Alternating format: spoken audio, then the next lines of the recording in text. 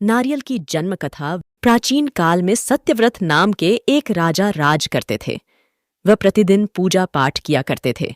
उनके पास किसी भी चीज की कमी नहीं थी। वह धन दौलत से लेकर हर प्रकार की सुविधा से समृद्ध थे। हालांकि इसके बावजूद भी राजा की एक अभिलाषा थी जिसे वह पूर्ण की चाह रखते थे। दरअसल राजा सत्यव्रत को किसी प्रकार से स्वर्गलोक जाने की इच्छा थी।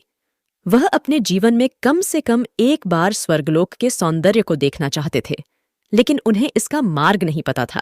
इधर दूसरी तरफ ऋषि विश्वामित्र अपनी तपस्या के लिए घर से बाहर निकले। चलते चलते वह अपनी कुटिया से काफी आगे चले गए थे। काफी समय बीत गया, लेकिन वह नहीं लौटे। इस कारण उनका परिवार भूख और प्यास से तड़प रहा था। राजा सत्यव्रत को जब यह पता चला तो उन्होंने ऋषि विश्वामित्र के परिवार के पालन पोषण की जिम्मेदारी ले ली। कुछ समय बाद जब मुनिवर लौटे तो वे अपने परिवार को कुशल देख काफी प्रसन्न हुए। उन्होंने पूछा कि उनकी अनुपस्थिति में किसने उनकी देखभाल की। इस पर ऋषि के परिवार वालों ने बताया कि राजा ने उनके पालन पोषण की जिम्मेदारी उठाई थी। यह सुनकर ऋषि विश्वामित्र तुरंत राजमहल पहुंचे और राजा से मुलाकात की। वहां पहुंचकर उन्होंने सबसे पहले महाराज को धन्यवाद कहा।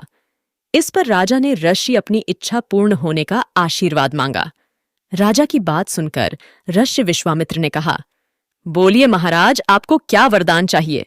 तब महाराज ने कहा, हे मुनि, मुझे एक बार स्वर्गलोक के दर्शन करने हैं। कृपया करके मुझे वहां जाने का वरदान दें। राजा की प्रार्थना सुनकर ऋषि विश्वामित्र ने एक ऐसा रास्ता बनाया जो स्वर्गलोक की ओर जाता था। ये देख राजा सत्यव्रत बहुत खुश हुए। वह तुरंत उस रास्ते पर चल पड़े और स्वर्गलोक पहुंच गए। यहां पहुंचते ही इंद्रदेव ने उन्हें नीचे धक्का दे दिया, जिसके कारण वो सीधे धरती पर जा गिरे। राजा ने सत्यव्रत ने तुरंत सारी घटना ऋषि विश्वामित्र बताई। राज की बात सुनकर ऋषि विश्वामित्र गुस्से से आग बबूला हो उठे।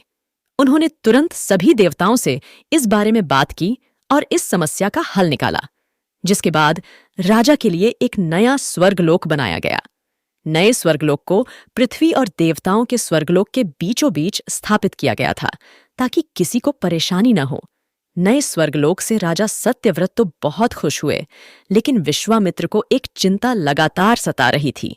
उन्हें डर था कि नया स्वर्गलोक कहीं जोरदार हवा के कारण गिर न पड़े। अगर ऐसा होगा तो राजा सत्यव्रत दोबारा से धरती पर जा गिरेंगे।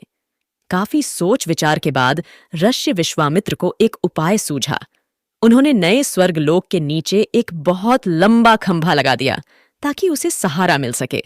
ऐसी मान्यता है कि नए स्वर्गलोक के नीचे लगाया गया खंभा एक विशाल पेड़ के तने के रूप में बदल गया। यही नहीं, कुछ समय पश्चात जब राजा सत्यव्रत की मृत्यु हुई तो उनका सिर एक फल में तब्दील हो गया। सभी से इस खंभे को नारियल का पेड़ कहा जाने लगा, जबकि राजा का सिर नारियल के रूप में जाना गया। यही कारण है कि नारियल का पेड़ इतना लंबा होता है। कहानी से सीख। इस कहानी से हमें यह सीख मिलती है कि अगर सच्चे मन से किसी की मदद करें तो हमारी हर ख्वाहिश पूरी हो सकती है। अगर वीडियो जरा सी भी पसंद आई हो तो वीडियो को लाइक कर चैनल को सब्सक्राइब जरूर करें। धन्यवाद।